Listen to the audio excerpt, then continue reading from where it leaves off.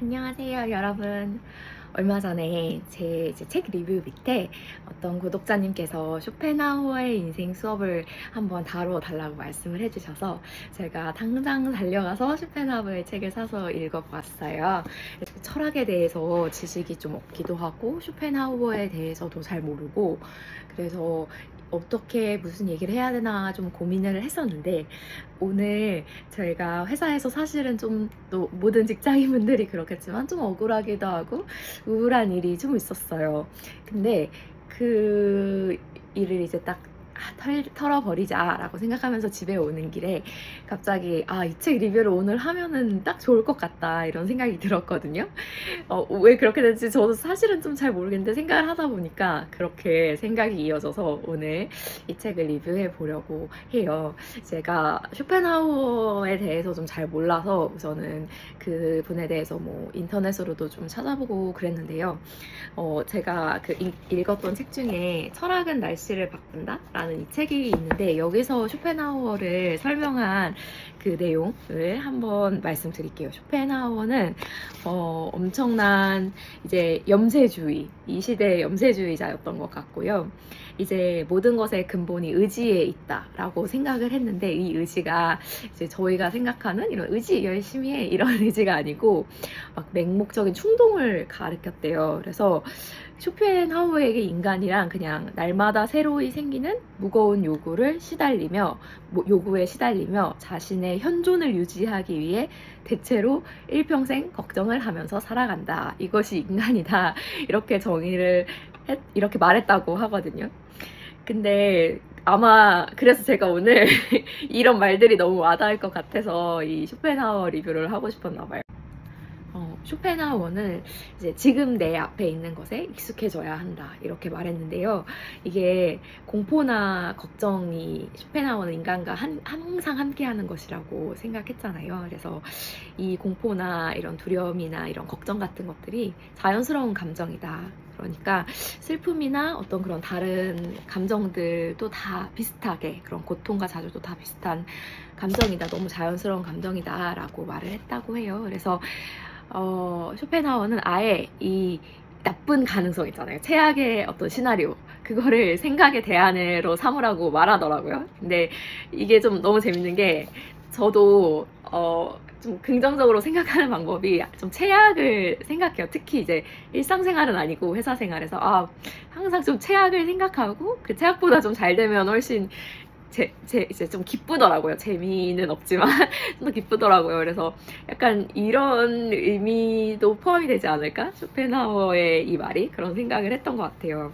그리고 이제 쇼펜하우어가 하는 말 중에 또 하나는 다른 사람의 모든 것을 그대로 받아들이지 말아라 라고 말을 하더라고요. 근데 이거는 정말 중요한 인생의 교훈같이 저에게는 느껴졌어요.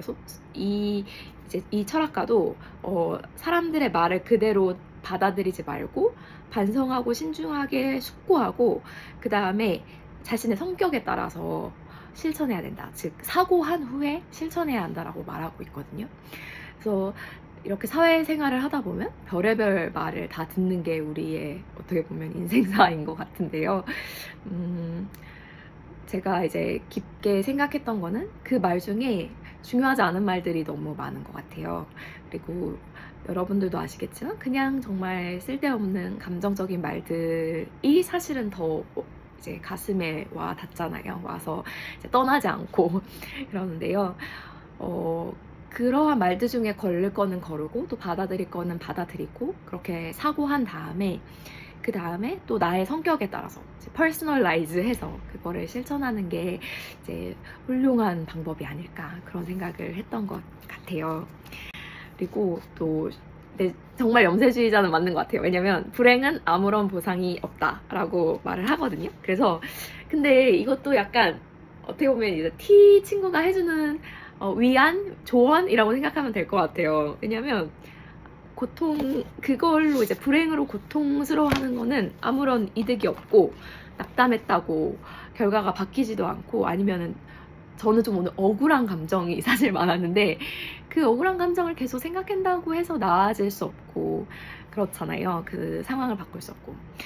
그럴 때는 그냥 만약에 제가 실수한 부분이 있다면 인정하고, 아니면은 뭐 저 바보 그냥 이렇게 생각하고 그냥 회복하고 빨리 나아가는 게 제일 좋은 방법인 거예요. 그래서 이제 사실 제가 좀 기분이 좋을 때는 이해되지 않았던 이런 쇼펜하우어의 경험들이 제가 오늘 이해가 아주 잘 되는 그런 하루였어요. 모든 일에는 납득할 이유가 있어야 하는 것은 아니다 라는 또 이야기가 있었어요. 그런 이야기를 했다고 하네요. 근데 이게 엄청 저는 와닿았어요. 근데 사실 이 철학가가 얼마나 깊은 생각을 하면서 이 말을 했는지 사실 그 깊이를 제가 다 느낄 수는 없겠지만, 결국은 이제 오늘의 불행이나 고통에, 아니면 그 불쾌함에 이유가 없을 수도 있다, 이유를 찾을 수 없을 수도 있다 라고 좀 쿨하게 말해주는 것 같았고, 그 약간 행복해야 된다, 기분이 항상 좋아야 된다라는 그 강박에서 벗어나 라고 쇼펜하우어가 저에게 말해주는 것 같았거든요. 그래서 이 부분을 나누고 싶었어요. 그리고 좀 또 재밌는 거는 이 과정에서 쇼펜하우어가 계속 갈등과 고통이 인생에 있을 거라고 말하지만, 이 인생 수업 이 책에서는 결국 갈등이나 투쟁이나 고난이 우리를 무너뜨리려고 주는 게 아니라 우리를 좀 더 값진 인생을 살게 하는 값진 기회라고 생각해야 한다라고 말하고 있거든요.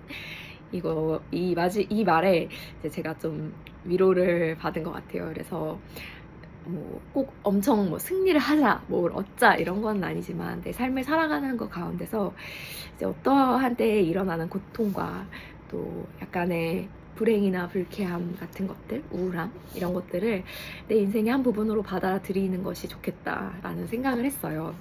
근데 이제 아까 제가 이 책을 통해서 이제 쇼펜하우어에 대해서 좀 말씀드렸잖아요. 근데 또 이 책을 통해서 제가 알게 된 게, 쇼펜하우어의 제자가 니체인데요.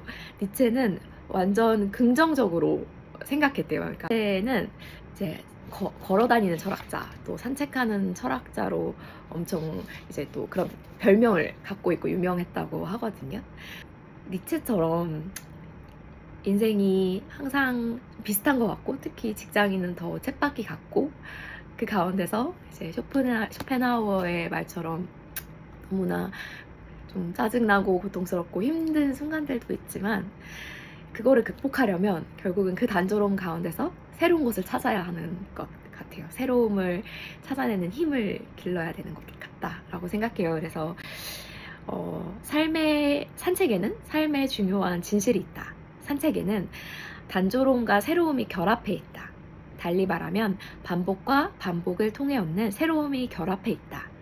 늘 똑같은 길로 들어서지만 그것은 늘 새로운 하루이다 라는 이 책을 통해서 이제 제가 쇼펜하우어의 인생 수업을 통해서 느꼈던 그 조언을 니체의 또 마지막 말로 좀 따뜻하게 마무리하고 싶었던 것 같아요.